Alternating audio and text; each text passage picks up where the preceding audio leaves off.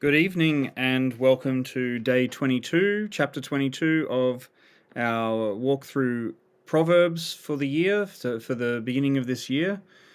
We are going to just jump right into it with a prayer. Father, we thank you so much for the journey that we've been on so far. We thank you for the journey that we've got ahead of us, and we thank you for the lessons that we've learned.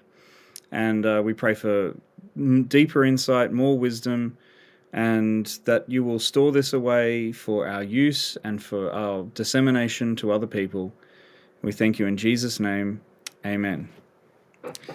Okay, so we are in chapter 22, and we'll get going. Verse 1, a good name is to be chosen.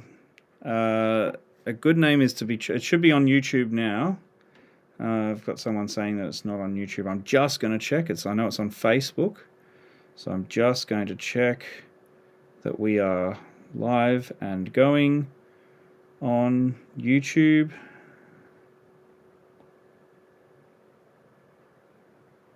And yes, we are live. Nope, that was previous one. Let me have a quick look.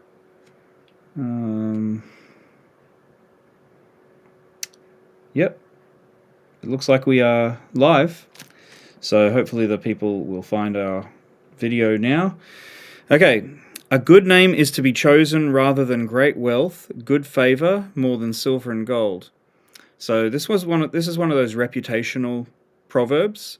A good name and good favor is more important than wealth, because good name is what follows you. You know, a good name and good favor is what will follow you. It's what will it'll generate wealth in many ways. You can have wealth and it has a finite value. Wealth has a finite value, but your name and your reputation, it has a value that can multiply, 2 times, 5 times, 10 times, and beyond.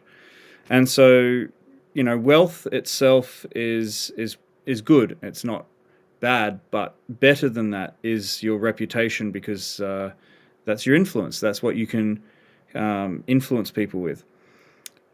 Verse 2, the rich and the poor meet together. Yahweh is the creator of them both. So one of those equality proverbs, that rich and poor class that exists on this earth is not the class statuses that will exist in eternity.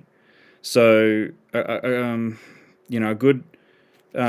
rich and the poor, they come together at the same. They both have to eat. They both have to sleep. They both have to, do the other less savory things that you have to do in life. It reminds me of the story in 1 Corinthians. I'm preparing for 1 Corinthians for this year. In 1 Corinthians chapter 11, when it talks about the Lord's Supper, people who try to, seat richer people at the head of the table and so on. No, God is a God of equality, and the gospel is the greatest flattening of status that there ever has been. Because it doesn't matter if you're wealthier than someone else. Even like, let's take Elon Musk. Let's take Elon Musk and let's take, some homeless person. And, like, Elon is going to be the first trillionaire by far. He's going to be the first trillionaire.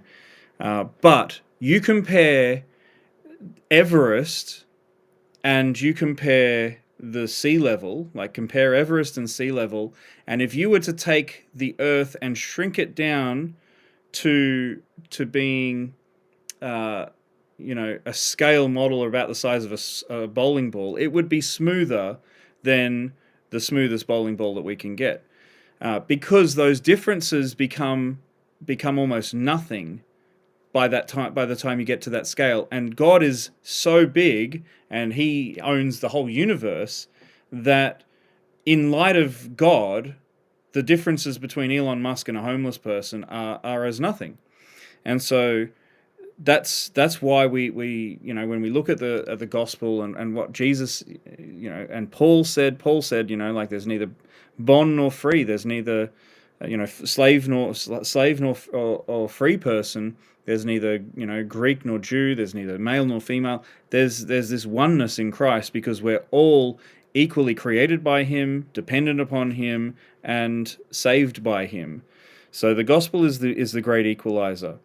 Elon Musk needs Jesus just as much as the person who is homeless. And in fact, according to what the Bible says, the homeless person, the person who has nothing, is closer to the kingdom because he knows what his need is.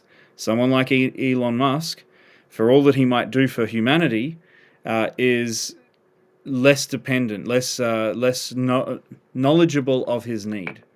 And so that puts him in a more precarious position in the eyes of eternity. Verse 3, a shrewd person sees danger and hides himself, but the naive keep right on going and suffer for it. So a shrewd person is able to see the danger before it gets to him and hide himself. The naive keep on going. So you can imagine just natural disasters. There's natural disasters, and you could imagine the person who sees that it's coming, and they prepare themselves. Like they see the storm and they go, okay, there could be a tornado coming. They go into the shelter. The naive person might keep on, oh yeah, she'll be right, it's going to be fine, and yet the tornado will take them out. So that's something that happens even in the spiritual realm, even in the financial realm. A shrewd person is able to see something coming and prepare themselves for a financial downturn. They'll save money. Hey, Naomi, it's good to see you watching, if you're still watching. And in the spiritual realm, a wise person is able to see a danger in terms of a temptation, maybe, and avoid it, or a pitfall, something that might be a character flaw, and they can avoid that and overcome it. But a naive person is just going to go straight on through towards calamity. Verse 4, the reward for humility and fearing Yahweh is riches and honor and life. So the reward for humility and fearing the Lord is riches and honor and life. So humility, that is meekness. I mean, you could think of the Beatitudes: blessed are the meek, for they will inherit the earth. So inheritance is, the whole earth. By going low for a time, you will have an eternity in the presence of God. Jesus Himself, we've got to have the mind of Jesus. Philippians 2, He went down, down, down, down, and God elevated Him up, up, up, up, which is a very, very big contrast to Isaiah 14, which talks about Hallel ben Shakar, often translated as, in the King James and New King James, it's translated as Lucifer, or light bearer, who says, I want to go up, up, up, up, and he's brought down, down, down, down. So if you go low, if you bow before Yahweh, He will lift you up. If you stand arrogantly before Yahweh, He will bring you down. Verse 5, thorns and snares are in the path of the perverse, but the one who guards himself keeps far from them. So the path of the perverse, that means that they're wandering off the beaten path. Off the trail, the obvious trail. A perverse person is wandering away from the path well trod, and they go into thorns and snares. And thorns and snares, there's obviously a, with thorns at least, there's the curse. You can think of the curse in Genesis chapter 3, which is, cursed is the ground because of you. It's going to produce thorns now, and so a curse is in the path of the perverse. Oh, that rhymes. But the one who guards himself keeps far from them. So the one who guards themselves from perversion. Perversion, remember, is God. God has created things, and Satan can't create. So all he can do is he can bastardize what God has already created. So he perverts what God has created, and so the one who guards themselves from the perversions of God's creation, they keep far from the curse that comes. That's exactly what happened in the garden. Was God gave commands. He created the whole garden. And he said, eat all of the trees except for this one. And Satan perverted. He perverted God's intent. Verse 6, train a child in the way that he should go, and when he is old, he will not turn from it. This is a very good verse, and it should be something that you cling to as a parent. And definitely we cling to it. But remember, Proverbs is about probabilities, not promises. There's still a willpower. The individual who brought in sin into existence was Hillel ben Shakar, Lucifer, Satan, and he was the closest to God. And God created perfection. He was perfect in all his ways, according to Ezekiel 28.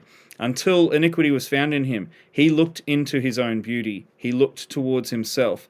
And so even with this, if you train a child in the way that he should go, there is, what you're doing is you're setting them up so that there's no excuse. They still have their own will. They still have their own choices in life. But it's better to be on that path. And I've heard, and maybe some of you might watch this and go, well, I don't. You might have thought to yourself over the years, I don't have a testimony. I never wandered away. I never, I didn't start off in the world. I believed. I was raised as a believer. I believed from a young age, and you might have that as your story. But you know what? That's a great testimony, because that's a testimony to this verse and the power of this verse, that you might not have wandered away. And some of you may have started off well, and you may have gone out into the world and come back to God. And that's also a testament to this verse, because what was it that brought you back? It was those seeds that were planted in you in the early age. Now, I to a large extent, I was in the world. I didn't grow up in a Christian house. However, my second school, so from about halfway through grade 2, I was sent to an open brethren school called Mueller College in Rothwell. Actually, at the time, it was at the beginning of when I was sent there, it was at the Redcliffe Showgrounds. They were just forming. And I didn't pay a lot of attention over the course of that time, but there was Bible class, and I was told, you've got to learn Bible verses. Those Bible verses are still with me today, and I still remember them many of them in the NIV, according to the NIV, which was how I learned them at that time. And I remember Salty, the singing songbook, came.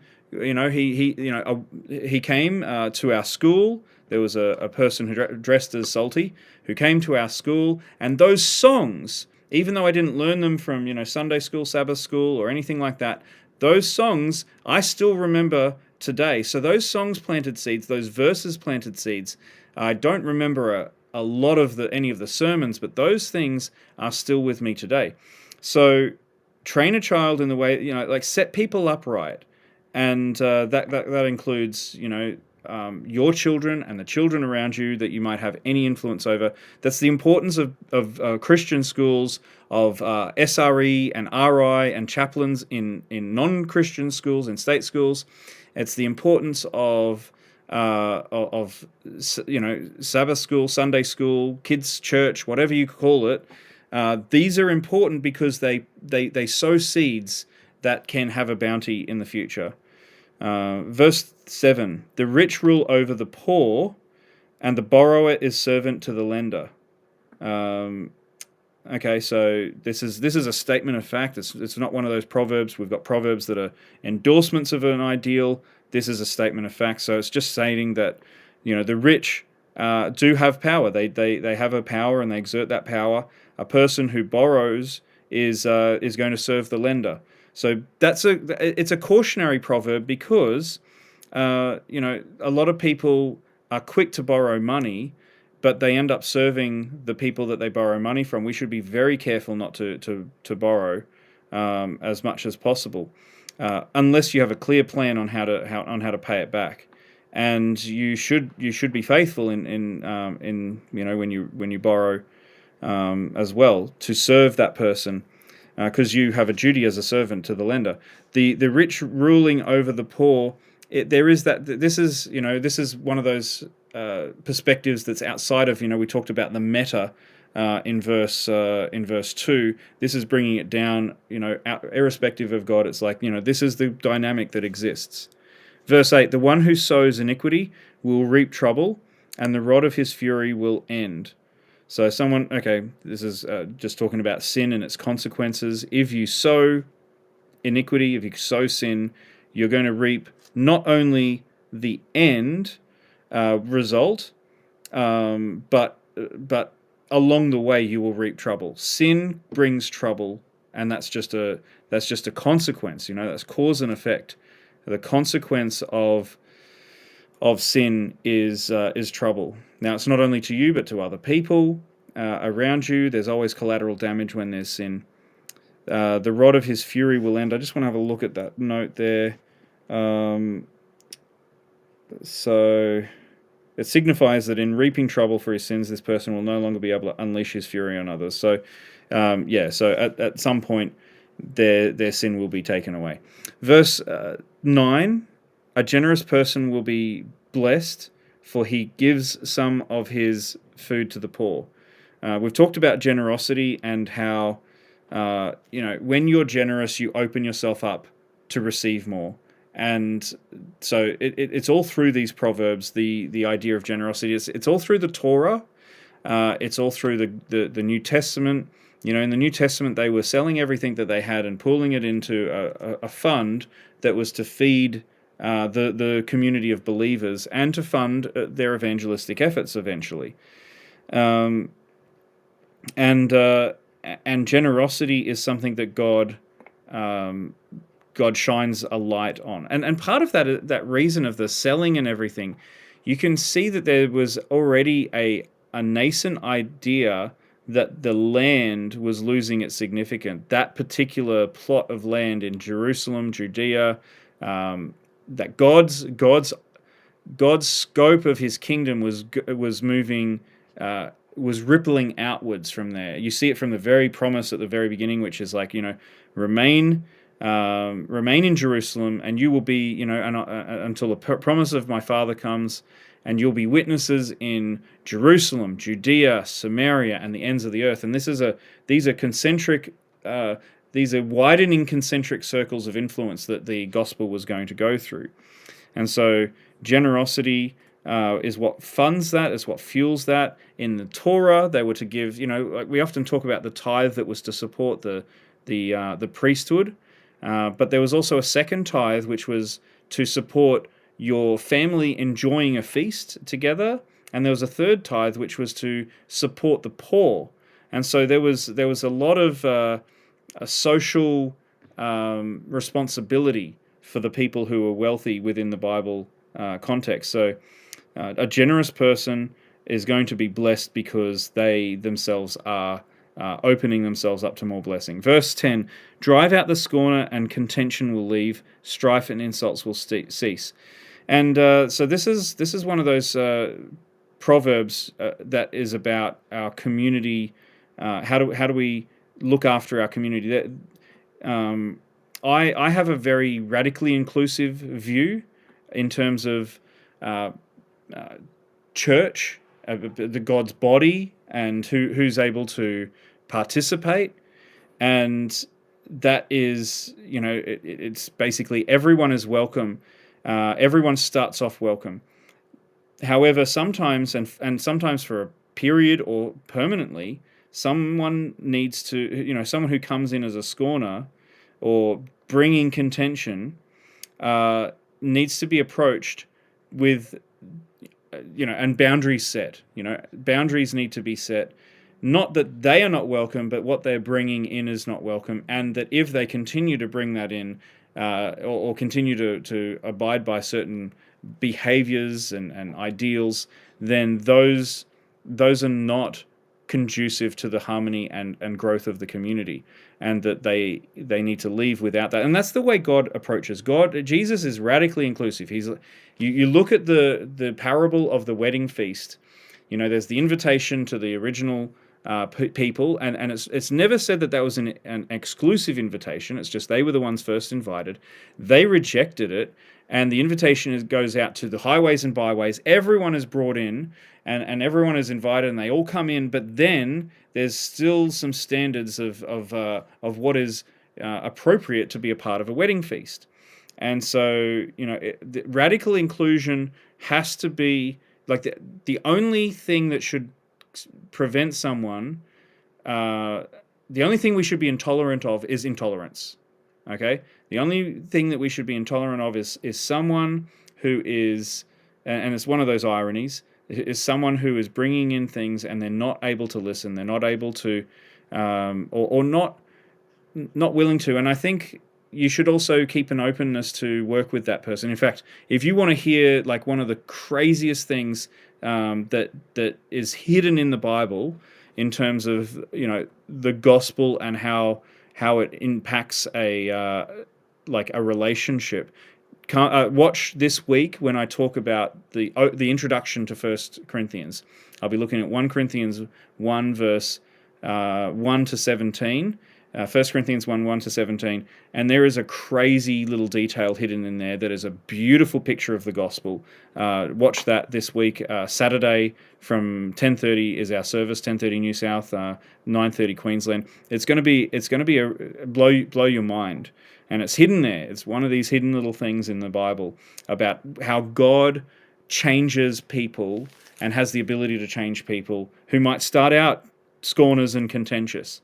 And if you ask them to leave, you're basically setting a boundary that allows them to then say, if I want back in, I have to, it doesn't say you have to stay out. It means you can come back in, but you can leave those things out. And you may leave them altogether. The idea of being, strife and insults. We really want the strife and insults to cease. Verse 11, the one who loves a pure heart and whose speech is gracious, the king will be his friend. So the one who loves a pure heart, and who's so the king, and that includes both Solomon and also we are kings and priests unto God. We we should seek out friendship with people who are who have these qualities, who love pureness of heart and who love graciousness of speech. We should seek these people out. In fact, when Jesus says go to his 12, and he sends his 12 out, I think it's in Matthew chapter 10, he sends them out, and in Luke chapter 10 as well. Luke chapter 10, he says, go out.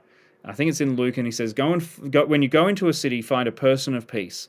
Seek out a person of peace. Seek out a person who has qualities. They may not be a believer yet, but go and seek out one of these people of peace and start there. Start with that person. Build a relationship with them, because they likely have a sphere of influence, and they likely have connections with other people of peace.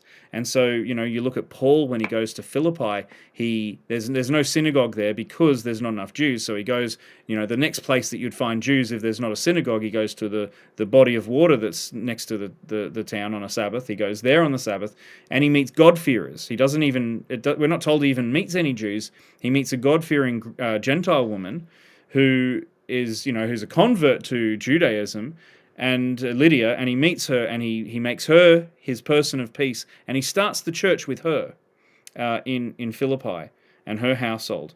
So, we should be seeking out people with pure hearts and whose speeches are gracious, and that will often include people who don't yet know Jesus. Just like Lydia didn't know Jesus. She didn't know Jesus, but she was on the way. She was a pre-Christian, is what I like to call it. There are a lot of pre-Christians out there, people who are close, and they're seeking, and they're so pray to God, because He's the one who can direct our paths. Pray to God that He puts you in touch with those people wherever you are. Verse 12: the eyes of the Lord guard knowledge, but He overthrows the words of the faithless person. So the eyes. Okay, so eyes of the Lord. Eyes can refer to God's knowledge, and how does God have knowledge? So eyes can be a stand-in for His Spirit in the Scriptures, because eyes of the Lord, that's His omniscience, and God's Spirit is connected to His omniscience. It can also refer to angels as well. Eyes can be also a reference to angels. because they're ministers of his Spirit. He overthrows the words of the faithless person. So God's Spirit is guarding knowledge. It's out there guarding knowledge, and it is it's not only guarding knowledge, it is knowledge. God, the eyes of Yahweh, it's omniscience. If you want knowledge, you want to tap into the Spirit is the key here. But if your words are faithless, that same Spirit will overthrow you. I think we've seen a lot of examples in the Bible of that. The sluggard says, "There is a lion outside." The lazy person says, "There's a lion outside. I'll be killed in the middle of the streets." This is interesting. There is a lion outside. This proverb humorously describes the sluggard as making ridiculous excuses for... Oh, okay. So, okay, now I get it. So the reason he's not going out is he's saying, if I go out, this calamity might fall upon me. There could be a lion, there could be murderers out there that could fall upon me. So I'm going to stay inside where it's safe. Fear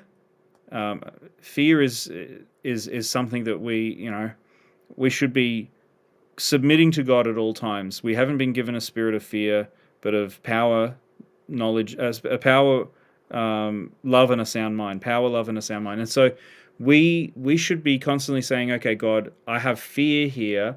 I want to surrender this fear to you. Please take it away. Fear is absence of love, really, because perfect love casts out fear. Fear is the absence of agape love. And we need to say, God, there is a fear blockage in me. I need to let go of this. But if you are consumed by fear, you will be paralyzed from a lot of the things that you could do, and God wants you to do. Now look at that laziness, that sluggard. It doesn't necessarily, we see here a hyperbolic view, like an exaggerated view of a sluggard who's staying inside. But how often have you stayed inside your comfort zone because you're afraid of what might happen if you speak out? If you stand for Jesus, if you go and approach the person that the Spirit is nudging you towards, how often have you stayed inside your comfort zone because of that? Like I saw, I think, a really good meme which contrasts fear and faith. Fear says, "What if?" and faith says, "Even if." And so I'll challenge you with that. Go out of your comfort zone, which is really called the fear zone. We call it the comfort zone to make us comfortable about being inside it, but really it's a fear zone. Verse 14, the mouth of an adulteress is like a deep pit. The one against whom Yahweh is angry will fall into it. So, the mouth of an adulteress, this refers to the seduction that she brings, both in a verbal and a physical sense, so there's a lot of rich imagery to this that is kind of a little bit R-rated. So the mouth of the adulteress is like a deep pit. That means that it might look pretty, the lips might look pretty and everything, the face might look pretty, but it's a deep pit. Because if you fall in, like if you give heed to it, you'll fall into it. Look, the serpent was just the same thing. The serpent had these smooth words. It was beautiful. It was a beautiful creature, and because God had made it, it was this beautiful creature, and it was by focusing on the serpent in the first place that was Eve's first. She should have just walked away. She should have walked away from it and gone, "Yep. Those were not supposed to talk. I'm gonna go and find my husband. I'm going to go and inquire about this. This one is already asking me to do the one thing that we've been told not to do." Verse 15. Folly is bound up in the heart of a child. Folly is okay, but the rod of discipline will drive it far from him. Yeah, look, I mean, there is something in children that is foolish, like inherently, because they don't have knowledge. Folly is just bound up in the heart. Like there's a tomfool. Now some of that is cute, and it can be nurtured in the sense of imagination. That's not a true folly, but like when I think the real folly is like, so there's a bit of clowning around and play that a child should have, but if their life becomes play, in the sense of they will refuse to do things that there's, then there needs to be discipline. Now, discipline, as I've mentioned many times, we're not in a currently in a stage where certain types of discipline that have been traditional are acceptable, and we're sad. We're in a sadder state for it. But part of the reason we're in a sadder state and have lost the ability to do some of those things is because we've traditionally done them the wrong way. We haven't done them with love. We haven't done them with explanation. I've talked about this. However, you can be very creative with the way that you enact punishment these days, and the punishment should fit the crime. So, there are ways that I think that we can be creative and drive away the folly of children, and some of that is, I know an example where a child was on, a teenager was on the internet, and they were and the parents came to us to ask some advice. The parent was on the internet playing a game with their friends with their headset on and talking over the internet, and it was a lewd conversation, and one of their friends' mothers was in the room, and he was making a joke about the friend's mother that was really inappropriate, really disgusting. And so the parents of this child came to us and said, "What do we do?" And we were talking through some things, and one of the things that was like, the ultimate punishment for this was he needs to see her in person, face up to her in person, and apologize, and apologize not just to her but in front of his friend. And when we were talking this through, and this idea came up, the parents were just like, "Yes, that's it." And I said, "Do you know why I think this is the most effective?" I said, because I'd prefer a flogging. If I was the kid, I'd be like, "No, take me out and flog me." I would. I know how much that is going to hurt on a level that is going to make him not want to do it again. I'll never want to do that again. And so it's the most appropriate to that circumstance. But I'd take the flogging. I personally would. If it was me, I'd be like, no, that's too much to face. But it's an appropriate response. Verse 16: the one who represses the poor to increase his own gain, and the one who gives to the rich, both end up only in poverty. So the one who oppresses the poor, and the one who gives to the rich, as in, giving to the rich in terms of to try and curry favor, both only end up in poverty. Well, I mean, ultimately they will. Ultimately, people will lose their eternal existence, for one. But there are different types of poverty. There's moral poverty. There is, there could be a poverty of, look at in A Christmas Carol, Scrooge. Ebenezer Scrooge. He is someone who is very wealthy, but no one likes him. And when he sees the ghost of the future and he sees his own death, no one's there to mourn. And so there's different types of poverty in this world. Okay, so at this point, we move from verse 17, we are moving and shifting from the Proverbs of Solomon, which began in chapter 10 and have come up to here, and now we have a new collection that's beginning in verse 17. It's called the Sayings of the Wise. And so this new collection of sayings may include some from Solomon, or it may be a compilation from Solomon. It may include some, but it's a compilation. It's a compilation that has been put together, maybe by Solomon, or maybe it was put together later and it's been just attached to the book of Proverbs. However, it's in our Bible, and so these sayings of the wise begin from this part. So from verse 17, incline your ear and listen to the words of the wise, and apply your heart to my instruction. So this is very similar to how the introductory parts of Proverbs begin. Verse 18, for it is pleasing if you keep these sayings within you, and they are ready on your lips, so that your confidence may be in Yahweh. I am making them known to you today, even you.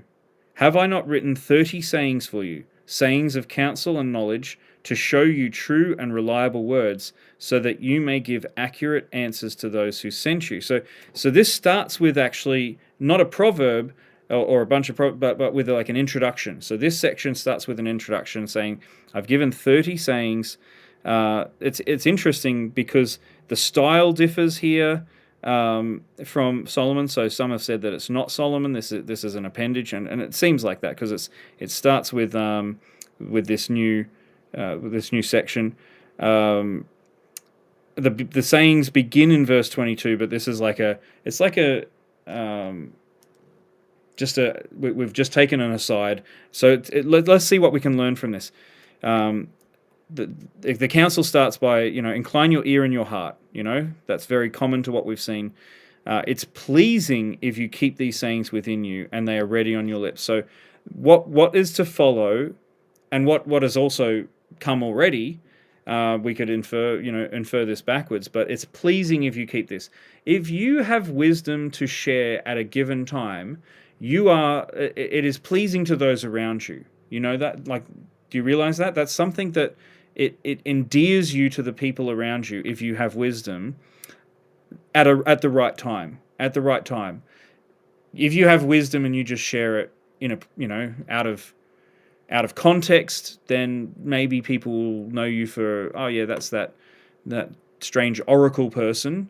But if you share it at an appropriate time and in a context where it's applicable, then you will endear yourself to people. It will be pleasing, so that your confidence may be in Yahweh. I'm making them known to you today, even you who are watching, even me. Have I not written 30 sayings? So this idea of the 30 sayings, it's got a note here. It says excellent things. So excellent things. Older versions and a few more recent ones render this phrase as excellent things instead of 30 sayings, because there's a marginal note and there's an in-text note in the Masoretic text. So the number in the collection is what this is going with. Sayings of counsel and knowledge to show you true and reliable words that you may give. So what's the purpose of the book of Proverbs according to this aside that we have? Well, it's to give accurate answers to those who sent you. It's to give accurate answers when you're called upon. If you're in life situations, you should be able to rely on the things that are in the book of Proverbs to get you ahead. And so we get to verse 22, and the sayings begin. The sayings of the wise begin. Do not exploit a poor person because he is poor, and do not crush the needy in court. So these are more commandments, aren't they? Like this one at least. Some of these will be commandments. Do not exploit a poor person, and do not crush the needy in court. It's don't take advantage. Do not take advantage of those who are less well off than you. For Yahweh will plead their cause and will rob those who are robbing them. So Yahweh is there. You might think that because your status is above their status, that you have an advantage. But the problem is that their lawyer is Yahweh. Okay, so be very, very careful that you are not going to come up against their lawyer, who happens to be Yahweh. And Yahweh will, Yahweh is litigious. For his people, the Bible calls God a jealous God. It's actually in the Ten Commandments. I am a jealous God, and you think about that and go, okay, well, what's God jealous of? Well, he's not jealous of anything. He's jealous for. He's jealous for his people, and so he looks at his people and he goes, "Don't you touch them? They're the light of my eye. They're the or as the English would put it, the apple of my eye." So, he is jealous on behalf of his people. You do not want to go up against Yahweh in court.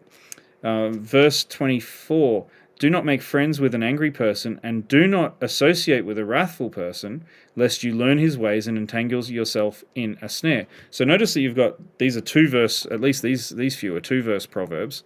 You've got The first verse tells us what not to do, and then the second verse in the pairing gives the rationale. And so, do not make friends with an angry person or associate with a wrathful person, because you may become like them. We do become like the people around us. My best friend Kendall, who was on a few, and hopefully he'll be back next week. He was on last week, this time, and uh, he he doesn't have a very thick accent now, but he grew up in New Zealand, and when I first was friends with him, he had a thicker accent than he currently does, Kiwi accent, and I found that the more I'd hang around him, the more I would say some words with a bit of a Kiwi twang to them, and this is the principle of by beholding you become changed. What you hang around with is what you will become like.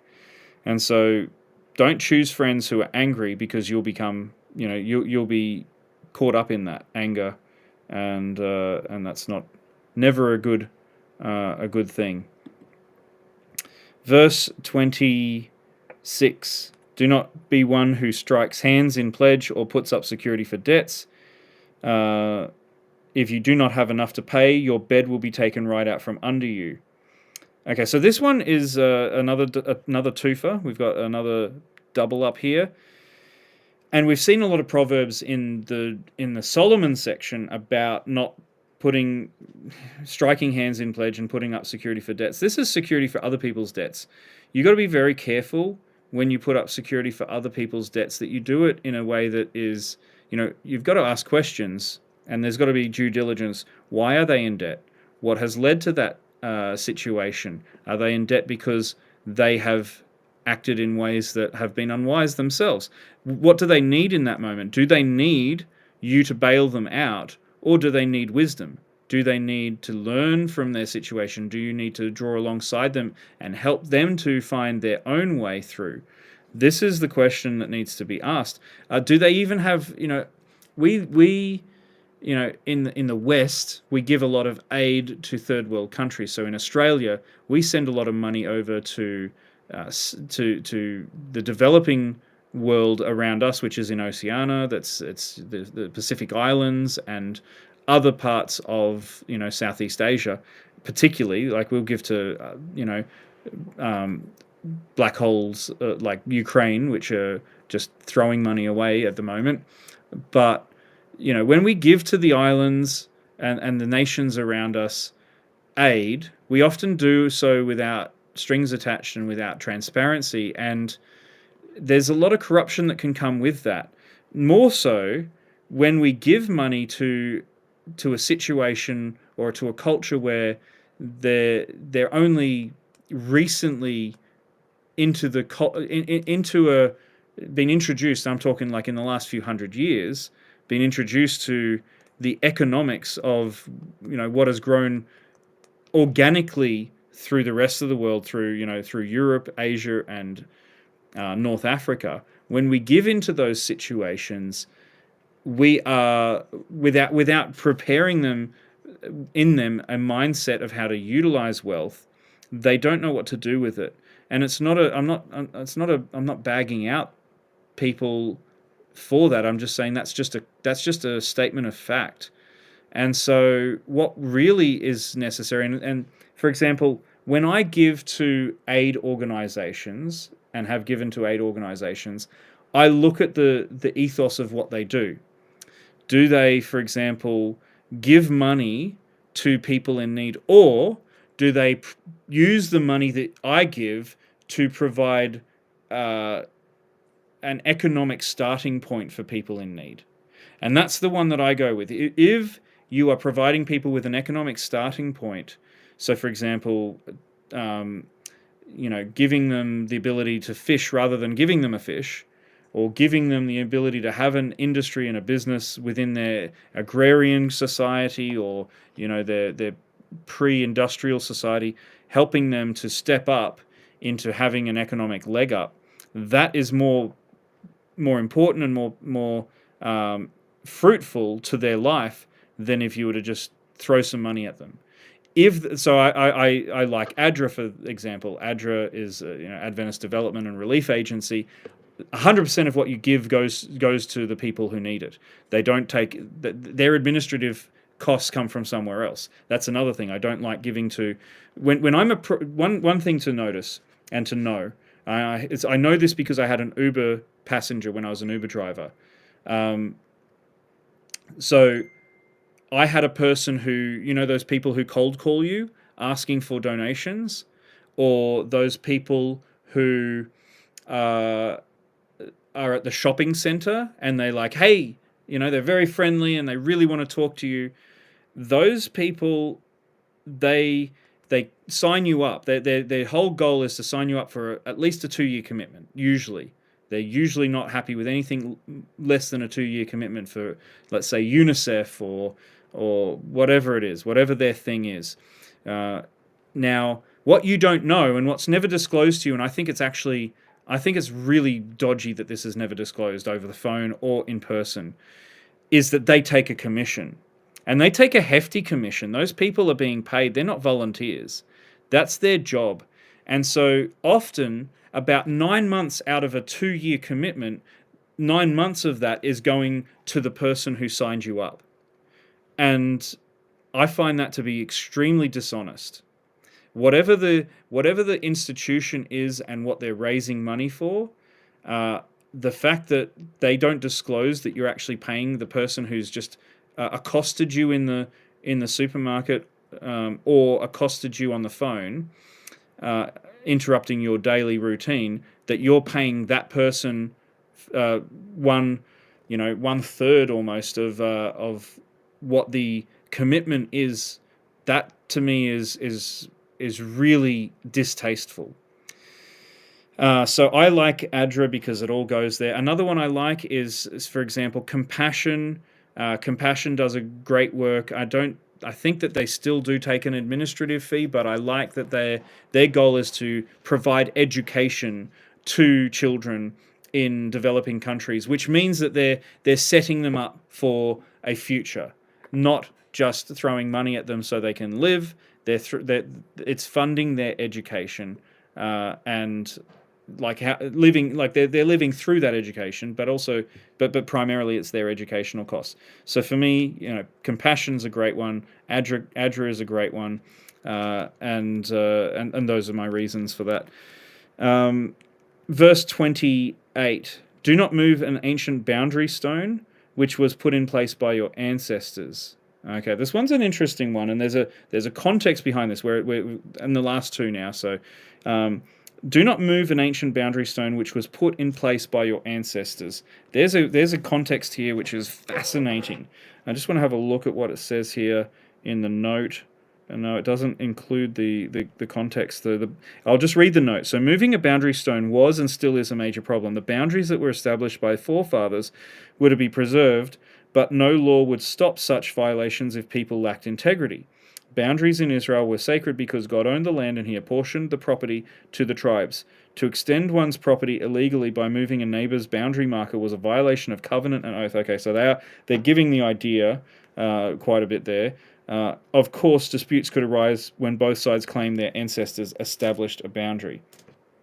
Okay, so when it was put in place by your ancestors, so when a covenant was made, so there's 3 types of covenants, and I often try to, bring this up so people have this context. There's 3 types of covenants in the ancient Near East.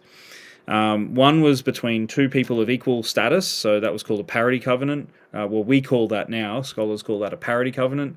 It's between 2 people of equal standing. But then you've got 2 types of covenants between people of unequal standing. So you've got someone here and someone here. And so the person who is standing at this level would be like a lord or a ruler or a wealthy person, and the person here would be the vassal. It would be the servant. It would be whatever the lower or inferior status was. And so there were 2 types of covenants between, or agreements that could be made within this context. One was a bilateral agreement where the Lord is saying, okay, I'm going to do this if you do this. So like I will give you protection if you give me taxes. That would be a bilateral agreement. How and this was the majority. The majority of covenants were of this nature. However, there was another one which was a unilateral made by the Lord in favor of the vassal, and this was called a royal grant covenant. A royal grant was the giving of title and lands to a subject that had been, that well, at the behest. It could have been out of loyalty. It could have been out of, promising, like David. David, because of his parity agreement with Jonathan, he establishes a grant covenant with Mephibosheth, the son of Jonathan, to include him in his household and look after him, and so on. And so, do not move the ancient. So, when land was granted in the ancient Near East, to set out the boundaries of that land were these stones called Kuduru stones. They were called Kuduru stones, K-U-R-R, K-U-D, U-R-R-U, Kuduru. So these stones would be placed at the boundaries of the property, and on the stones would be the terms of the covenant, the terms of the gift. And so if someone comes onto that land and they see the stone, they would see, hey, this is the gift that's been given. Now, when God's people come into Israel, one of the first things that they do is they start setting up altars around the place. They cross the Jordan and they set up an altar. And they take 12 stones out of the Jordan and they set this altar up. Well, this is the beginning of them starting to set out these Kuduru stones, these boundary markers, and it's inferred, if you understand the culture, that these would have the terms of the covenant written on them. Now, what are the terms of the covenant? Well, it's the Ten Commandments as part of it. They're boundaries of relationships. So do not move the ancient boundary stone which was put in place by your ancestors. It has a literal sense. Do not move the physical markers of properties. However, because the terms of the covenant were written on it, it means do not also move the things that are written on the stones. Do not move the covenant. Do not move the covenant. Now, what is fascinating about God's covenant to Israel, he intended it as a royal grant. He intended it as a unilateral gift. I'm going to give you the land, because that was the promise made to Abraham. I'm going to give it to you. Now, they responded not as free agents who were loyal subjects to the king. They responded as servants. So, God intended this as a gift to his friends, but they had a servant mentality through, generations of slavery. They'd maintained the servant mentality. So they said, all that the Lord has said, we will do. They come and they say, no, we will obey you. We will do it in our power. Now, their promise lasted, no longer than it took for them to build the golden calf, the golden cow, and bow down to it. They broke the covenant straight away, because we can never do it. When God's making when God's making his covenant in which is the Ten Commandments written on stone, he's intending them as promises. He's intending them as promises, not as obligations. In fact, the Hebrew we read it as "you shall not." You shall not have any other gods before me. You shall not make any graven image. You shall not, murder. You shall not, and so on. Like there's a few that don't start out with the "you shall not." You shall not take the name of the Lord your God in vain. We read them as, you better not, almost. You better not. However, in the Hebrew, it comes across with a different nuance. It's "you shall no longer." You shall no longer have any other gods before me. You shall no longer make any graven images. You shall no longer take the name of the Lord your God in vain. You shall no longer murder, commit adultery, steal, bear false witness, and covet. You shall no longer do these things, because I am the Lord your God that's brought you out of the land of Egypt, out of the house of bondage. You shall no longer do these things. So he was inviting them into a friendship with him, into a partnership with him, into an elevation of title and status. And they were approaching him as slaves still, and saying, "What you have said, we will do." So when you look at it from this perspective, the Ten Commandments were always intent. Like the difference between the Old Covenant is is us promising God. The New Covenant is God promising to us. Really. The old covenant is us promising to God when He doesn't require that, and saying we'll do it in our own strength. The new covenant is God saying, "Hey, no, I've got this, and I'll do it for you." The terms of the covenant are exactly the same. The wording is exactly the same. The Ten Commandments, that's the covenant. That is the covenant. But God intended to write it on the heart, not like the words on stone. That was for those outside who come in and see, oh, this is the boundaries, because God wasn't just establishing with the Ten Commandments boundaries of the physical tribes. He was like the law is boundary. It's boundaries of interpersonal relationship between God and man, and interpersonal relationship between man and man. And those are never to be undone, according to this proverb. Do not move the ancient boundary stone. Do not move the kururu stones and the covenant that goes with them. So there's a lot of richness to that, and I was waiting for that one to come up. Verse 29. Do you see a person skilled in his work? He will take his position before kings. He will not take his position before obscure people. Okay, so the idea behind this one seems to be that someone who is skilled in his work, who's applied themselves to learning, they are going to be sought after. They will be someone who will work for kings and not for obscure people. Now, this is a statement of fact, but it's also it's something that if you apply yourself, you will find an audience before people who God. The more you apply yourself to your skills, the more God will use you in big ways. So you can be that skilled person who has audience before kings. You can be. I think of an example in our world today would be someone like Ben Carson. Ben Carson is someone who he applied his skills. He came from a disadvantaged beginning, but through education and applying himself, he became a renowned neurosurgeon, and famously separated conjoined twins, and his story has that's only one thing he's done. I mean, he worked at I think it was John Hopkins for a long time, and now he gets to advise the president. You think about how that and he is a committed Christian. He's a committed Christian. He is now in, like Daniel, in the court of Nebuchadnezzar, being able to speak into the future of not just America, but for the world right now, especially with the old/new president, Donald Trump. He has his ear at times, and so who knows what can happen if you apply yourself and rise to the top of your game and your profession.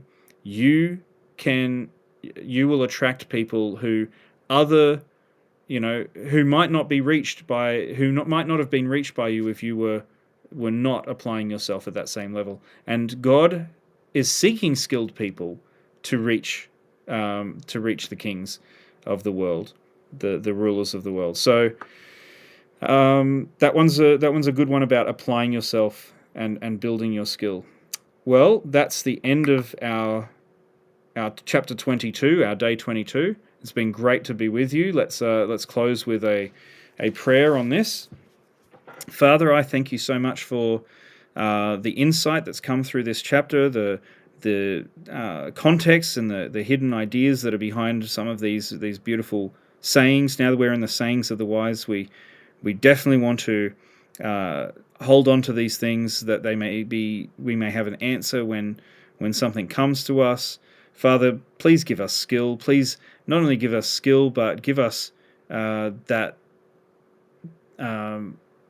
mindset of determined discipline and growth in our skills, in the gifts that you give us. Help us to not to take the sluggard's attitude of there could be danger, but take us out of fear into faith and into power, Father, and help us to not only not move the boundary stone, but help us to clean up the boundary stones that are around. Help us to clean them up so that people can see your covenant that you've made with man. We thank you so much for all of these beautiful truths, and we pray that I pray for those who will watch this tomorrow. I pray for those who are watching now that they'll get a good night. Those who watch it tomorrow, they'll have a great day, and that we'll continue to walk blessed. In Jesus' name, amen. All right, everyone, you guys have a fantastic night. It's late here. I've got to do the dishes and get to bed. But thank you for joining us for day 22. Tomorrow is chapter 23, and just a quick look at how many verses. It's a longer one, so it's 35 verses, so we'll get into that tomorrow. So